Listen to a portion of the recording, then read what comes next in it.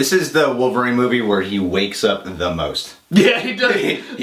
He goes to sleep an awful lot in this movie. This is the inception of Wolverine movies, because at the very beginning it's like a dream sequence, followed by waking up in a different dream sequence, followed by waking up the other direction in the real world. Then he keeps getting like knocked unconscious. Yeah, and then it getting poisoned and going to sleep.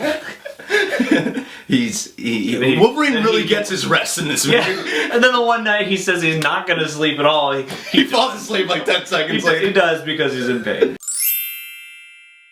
Hey bub, I'm Ryan Wright. And I'm Jerry. Welcome to Reasons to See. Where we give you reasons to see. And not to see. The Wolverine!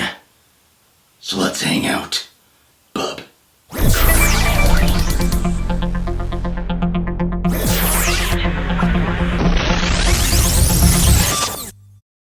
Reason to see number 1.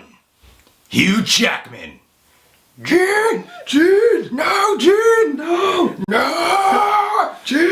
It's me, Wolverine! Hugh Jackman as Wolverine. Hugh. Yeah, Hugh. Thank God he's in the role. Yeah. You know, I don't think anybody else could play him at this point. Like, he's played, what, like 5 times now? Maybe Matthew McConaughey.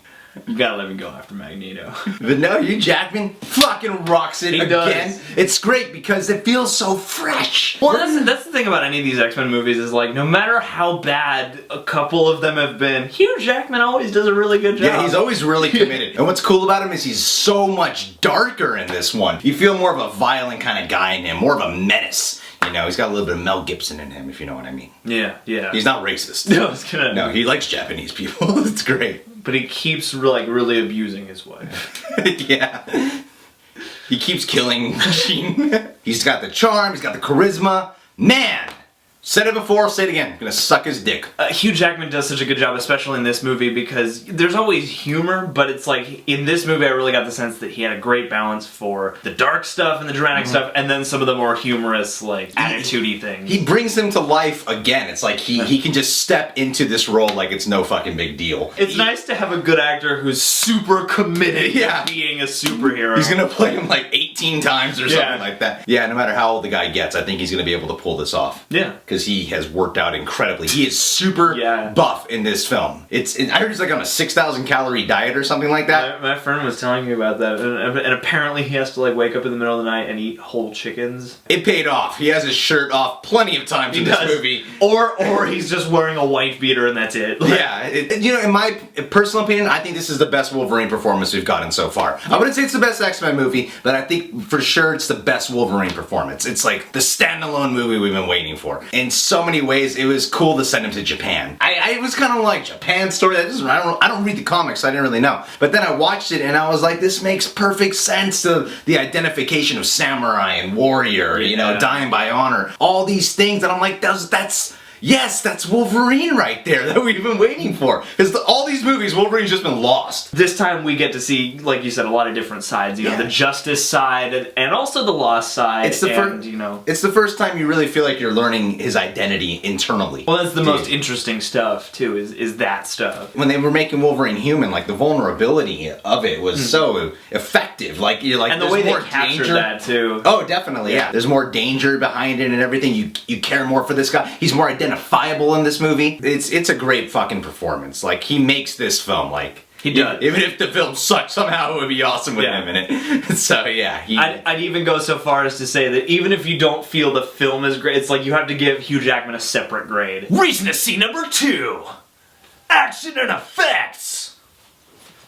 We're gonna bring that back. Remember when the first one came out? Everyone was just everything would go into shadows, putting the 3 fingers up. Or if you were at school, it was like pencils. Oh yeah, you put the pencils in. Pencils, and then one of them on your left hand would always be crooked. Now I'm gonna bring that shit back, because right when I got in the car, I was like, and I felt it. You felt it. The action in this is cool. For the first time since like X-Men 2, he's like really fucking up people in this movie, you know? It's violent. You really get the sense, you don't see a whole lot, but you really do get the sense that he is tearing dudes apart. I liked it because it was a combination of action and violence. It wasn't like just some action flick, you know? Like there was drama behind the violence. There was, you know, it fit into the story. Yeah, the giant samurai guy. Don't know if it's in the comics or not. I thought it was cool to look at. And well, and that bullet train fight had to take some bullet train fight. Yeah. Jeez, that was amazing. That was pretty sweet. That was pretty sweet and over the top, but for some reason that fight hinged to me, I don't know why, on one detail. Because they were doing the hop thing, and I was like, this is getting a little ridiculous. And then he did the fake, and then the guy jumps up and gets hit by the thing, and I was like, yes! This fight is awesome! It was like that one moment was pushed me over. That was incredible. Like, great effects too. I thought it was gonna suck when I saw the trailer. Yeah, right. Well, because that's the thing that happened again in X-Men Origins, and not to keep comparing it, but the claws looked really like plasticky in that movie. The claws look great in this movie. Yeah, they do. I was like, thank goodness. Because they show a lot of him with the bone claws as well, and it all looks good. It all looks fucking great. There's not a ton of action in this movie, but every action scene has its own flavor. I will say, like, a few times during the action scenes, I would get chills. Chills would come up my body, because I was like, whoa, this is cool. The first fight scene at the funeral, I got chills. I was like, this is really good stuff. And the archer dude, oh shit, like that was awesome. Well, and that's it. I've heard some people complain about this movie in terms of the editing and the fight photography specifically, basically saying like, you know, James Mangold really keeps that camera shaky and stuff. What? But this was a movie too where I sort of noticed partway through the fights, I was like, for me it was on the borderline of being chaotic because the camera is shaky and there is lots of fast cutting, but for some reason it was just enough that I got every shot and I wasn't lost, so good on them for that. Yeah, I was able to keep up with everything I saw. I didn't think it was chaotic. Have you seen the Bourne movies? Jeez, that's chaotic. Reason to see number 3, Yukio. I'm glad Ken Jeong is in this movie. Hey, Stu! Yukio, the Asian... Well, there's a lot of Asian people. So most of the cast. Hugh Jackman and Viper are like the 2 white people in this movie. Yukio. When I saw this character in the trailer, I was like, am I going to be impressed with this character? I asked myself that question. I didn't. I thought she looked cool. Oh, you did? I did. I wasn't. I was like, I thought she had a weird face. She still... She does. I mean, she has a very... It's kind of like a big forehead, and then it's like it goes in. Well, she's got that kind of, like... Not beet-shaped, but like that heart-shaped. Like, she looks kind of like a Tim Burton character. Yeah! You nailed it! That's it! Because I thought that partway through the movie, I was like, she does have one of those, like, heart-shaped faces. And yeah, she should be in, you know... I mean, her head, it's not that big of a distraction. Yeah, you're not watching this movie going, what the fuck's wrong with her head? No, yeah, but she, and I'm happy they cast her just on that level because she's not like... The super attractive... She's not textbook, like, there's something endearing about her to look at, but she does have a very strange look, and I appreciated that they gave a cool part to someone with a strange look. Yeah, and they made her really cool, and she was essential to the story, and I would love to see her in another one of these movies. I thought she was a great person to play off Wolverine. X-Men Origins Yukio, let's do this. Let's do this! She can tell when people are gonna die. She has to join the X-Men first, and then do this! Reason to see number 4. Writing and directing. Here we go. Here we go. James Mangold, man, I like your movies a lot. I do too. Even Night and Day. Everyone hates on that, but I really enjoyed the hell out of that film. I haven't seen it. Okay. When I heard Darren Aronofsky dropped out of this, I was like, that sucks. Well, then again, I was like, that would probably be the most depressing Wolverine movie ever made. It would be cool though. It would be dark. It would be dark. It might be a little hypnotic too. He would be alcoholic, and he would probably somehow like untangle himself by becoming obsessed with mortality. I think those dream sequences with Jean would have been a lot more violent and just way more depressing. Yeah, exactly. Yeah. It's like a crime scene there. Yeah. But yeah, no, I'm with you there. Well, you didn't make a point, but James Mangold. Yeah, James Mangold directed this movie. Don't know who wrote it, but I really enjoyed the storytelling of this movie. It didn't feel like an X-Men movie. It was just its own standalone film. And that's how it felt fresh. They really knew how to just tell a good Wolverine story, you know? Like we said earlier, putting him in Japan, they really captured the spirit of what they were going for here. I really felt it, and James Mangold pulled off the action well, and he knew how to, it didn't have like out of place humor either. Like, it all fit perfectly, and at the same time too, it's not like it takes place in a world that has mutants, but it doesn't feel like this is a mutant world. So the focus is a little more taboo. Yeah, I wouldn't use the word subtle to describe this movie, but it's definitely a lot more tamed down than your average superhero film. Yet, in my opinion, fantastic superhero film. You really get to know Wolverine. Like, they actually managed to pull off this Wolverine movie where you're usually dealing with an immortal, and in this case, it's like there's a real sense of danger going on in this film. Yeah, well, that's a nice twist, and I think you hit the nail on the head before when you sort of touched on that idea that you can see how this fits into the X-Men universe, but it doesn't feel like an X-Men movie, and that's cool because it makes it feel more worthwhile. I know that they took some inspiration from at least one sort of famous Wolverine story that does take place in Japan, and I thought, you know, all those themes were really cool to explore, and yeah, making him mortal does give a different edge, because how would Wolverine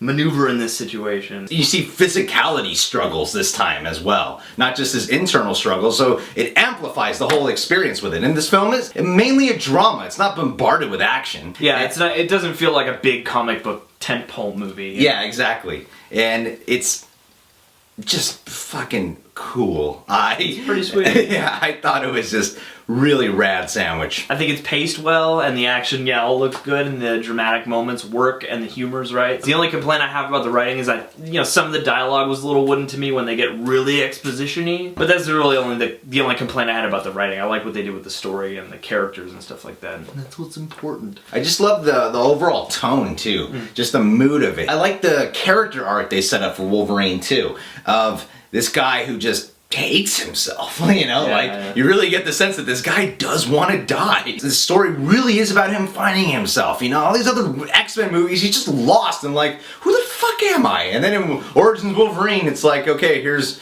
shit that happened, but he's gonna forget all of it, so. Well, yeah, see, that's the thing is in the X-Men movies, you know, you kind of see him rise to the occasion because there's a greater good, and it's cool to go off and explore him on his own, because then you can have that sort of, like you said, self-hatred struggle, and the struggle of, do I want to keep living or not? It manages to take a character that comes from such a science fiction type of universe, tame it down to such a human world, and make it a really good movie where you're not going, I want to see all the other mutants, what's going on here, you know? Reason to see number 5.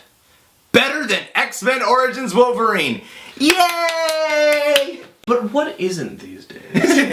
A lot of people that I know personally said, do I really want to watch this film? Because X-Men Origins Wolverine sucked. They totally redeemed themselves in this movie. Yeah. Well, because that's the bummer, is that X-Men Origins Wolverine came out at a time where we were like really getting into the swing of these heavier superhero movies with character bits and all that stuff. So we're all like, Wolverine movie, oh, we're gonna explore this character. And then that whole movie is nothing but him going like, no, Claws, no! They're just showing events, you're not really exploring the character. Yeah, I thought the claws were supposed to be a stigma, and here you are like, check it out, guys, claws, anytime I get, you know. Yeah, it's just a sequence of events, that's all it is. Even if you hate it, it's still a step up from that one. You know? Oh yeah, it's like, you don't think about Origins Wolverine when you're watching this movie. No. It's like, you're not going, you know, like, you're drinking to remember. You're really just enjoying the hell out of this film. And the tones are different again, too. This movie just has much more life to it, you know? There's a real spirit about it. There's a real energy. This movie, unlike Origins Wolverine, which got me worried for the franchise, this movie literally had me so excited to see another, like, X-Men film. Like, it got me pumped. I was like, yes, this is it. Especially that post-credits thing. Holy Mother of God. Yeah. Yes. That's rad. The Virgin Mary came to James Mangold and said, I'm gonna top your movie off so well. This was one of the best post-credits things I've ever seen. And just in case you didn't know, the Virgin Mary is really into comics. Yeah. I have never been this excited for an X-Men movie before, because we got X-Men First Class, and then we got a good Wolverine standalone movie. Yeah. And now it's like, then we had the X-Men movies, and now we're just gonna throw all that shit together! Yeah. And it's so cool! It is the most, like, one of the most awesome post-credits things, because it's like a family reunion, too. Like, we've been waiting forever for these guys to come back. Exactly, and it's like, oh, Ian McKellen! And then, you know, you're like, that's rad. And then, you know, Patrick Stewart shows up and you're like, oh, like everyone stands up and freaks out. Yeah. You know? It's interesting because it's like the X-Men universe in its way is its own Marvel universe. Yeah. You know what I mean? Like 20th Century Fox, they don't need the Marvel movies that are happening because they got the X-Men universe. Well, yeah, they have their own Marvel Studios and it's called X-Men. Yeah, because X-Men is just full of superheroes. Yeah, exactly. And full of villains, and it takes place in universes and stuff. They got their own thing going on, and it's kind of cool to see like Marvel has, you know, all these individual stories that come together, but then they got this one story that's like the ultimate of ultimate superpower stories, and that's the X-Men world. Reason to see number 6. Production design. I love setting it in Japan, man. It was beautiful to look at. Sets were great. All the houses that were built, were like a lot of the fights took place. Fantastic, absolutely amazing to look at. You get the sort of big city, sort of Tokyo style vibe, and then you also get the more rural, country areas, which is a cool just range of aesthetics. Plus, the movie starts out during World War II, so there's a lot of different timelines and places. So there's a lot of really cool stuff to look at, and the designs are all really cool. Definitely, and this is the category that most people look forward to. Production design. Like, I want to see that movie because it looks like they got dope production design. Yeah. Like, costumes are awesome. Did you see the way those buildings look? Yeah. Reasons not to see. Viper. I did not like this actress. She really bothered me. I thought she was in a different movie. I can see how you would think that. Like, I wasn't so much bothered by the actress, I think, as much as I was kind of bothered by the character. The character bothered you more? I thought the actress really she seems so cartoony to me. She was a little bit of a mustache twirler. Yeah, it seemed like, why are you trying to tune up the scenery here? Like, it doesn't fit in this movie. Yeah, she does, like, the first time she walks by, it's like, it's very obvious you're evil. Yeah, exactly. You're like, are you even trying to hide this from the guy you're nursing right now? Like, I say every line with a smile on my face because I am evil. Yeah. And I like being evil. Yeah. That is true. Like, the first scene she comes through, you're like, is she evil? And then the next time you see her when she's in that crowd with the phone, you're like, you're definitely evil. Yeah. And then she starts talking in the scene with the archer guy. Yeah. And I'm like, what is up with your acting, lady? Gosh. It pulled me out of the movie. That was the one moment where she started speaking, I was like, this is the first time I'm not liking something. Yeah, I don't necessarily think she did a bad acting job, but she is acting for a different film. I'll definitely give you that. Yeah, exactly. Like, what movie are you in? And I didn't quite get the character fully. It seemed like she had, like, purpose, and they really set it up like she has purpose. She knew, but we didn't know. Yeah, we just never really get to know what the purpose is. Like, yeah, you've got some evil idea, I'm not sure what it is. Yeah, I don't get why you're running all this shit. Yeah, exactly. Sure. What is in this for you? That was one thing about this movie that wasn't, I think, fleshed out well enough was, because you got a lot of villains in this movie when you think about it. The more human villains are more fleshed out, but like you got like Viper in it, who a lot of people know of, and it's like she comes in and then she's kind of just distracting. Well, yeah, I feel like she's kind of in the plot she's kind of there to move the plot along, and then they were like, this would be a good opportunity to throw another, mutant in here. Reason not to see number 2. Parts of the third act. Yeah. Yeah, when it becomes a porno. Wolverine's like, there's one claw you haven't taken away. That would be very disturbing. I'm the real Man of Steel. Yeah, I really love this film, but in the third act, a lot of people are like complaining about it, and I could kind of see why. I could actually really see why I was starting to get pulled out, because it started feeling rushed, and then it started getting bombarded. It's like, whoa, all the villains are just here right now. And, it's the third act. I've heard people say this, and I think it is true. The third act is when it kind of shifts gears, and it's like, but now let's be a superhero movie. Yeah, now it's like super sci-fi out of nowhere. It's like, that's like when big action starts happening, and then there's like robot suits, and it's like, whoa, hold on. This is a lot of info very fast. All of a sudden, this woman can peel her skin off. I guess you're evil now too, guy? Like, what's going on here? Oh, and the Archer character too, like, what side is he on? Yeah, he goes from being like likable helper to kind of still likable, but in a more conflicted way, not helper. Yeah, and I felt like what they were going for was a build-up, because there's not a lot of action, so I felt like they were going for a build-up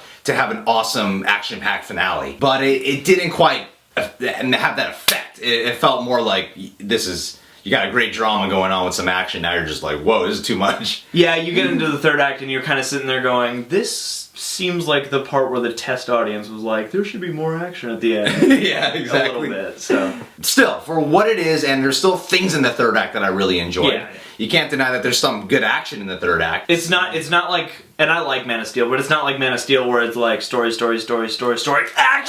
For 45 minutes! Tons of action! But it is a little bit like, let's put more action than we've done already. Yeah. Much faster, and so yeah, it does kind of mess up the flow a bit. And Michelle brought this up to me.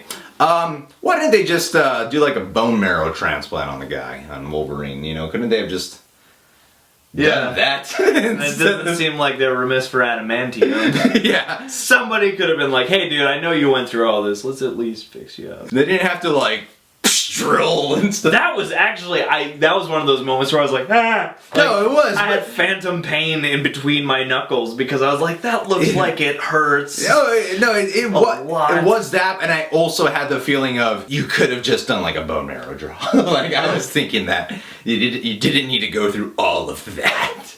Oh, you mean when he's actually trying to steal the... Yeah. Oh, I bought why he would go in so deep, because it's like...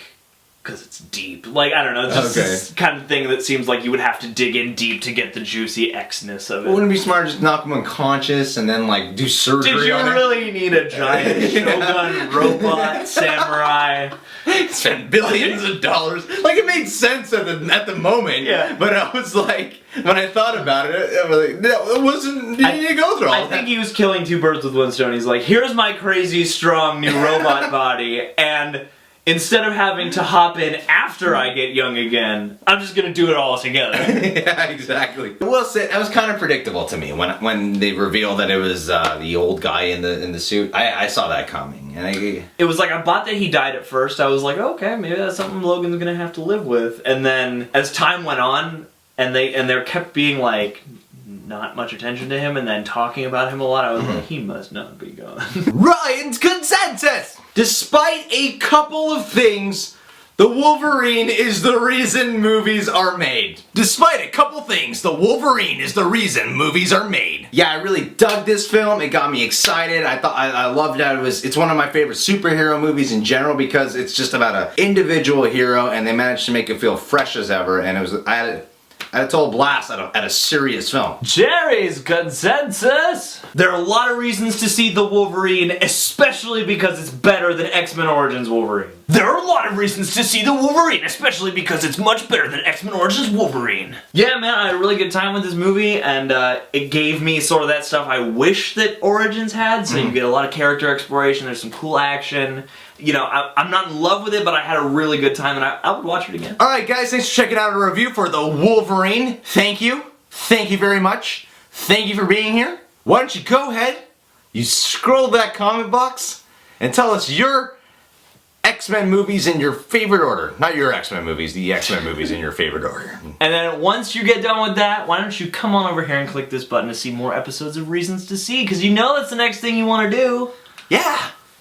Yeah, then when you're done with that, why don't you decide to yourself, you want to permanently get updated with us in every possible way.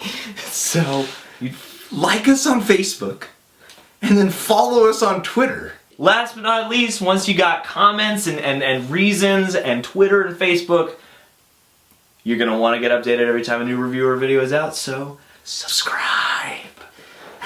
This is a lot of stuff we're asking you to do. We are. This is like our 5th request. Yeah. Yeah, it literally is our 5th. We want you to do a lot of things. And please do all of them. Yeah. Like us too. That would be the 6th request. Subscribe to our Pinterest. Sure. And our Friendster. Donate money to us. Yeah. Hey, Kickstarter campaign. Yeah. We could use a bigger Wolverine poster. Wait, no, take 2. We could use a bigger Reasons to See poster. We could. You know what else we could do? If we did Kickstarter, we could make prize packages like, you give us $25. We'll give you 50. No, that would directly not work. No, it's like you give us $25, which is enough for 2 movie tickets. You get to tell us what movie to review. Ooh. That would be like, it's like you pay $25 for a personal movie review. Okay. Yeah. Kickstarter campaign. Or Indiegogo. Would you guys want to do that? Comment below. 7th request. Wow, we are just high maintenance.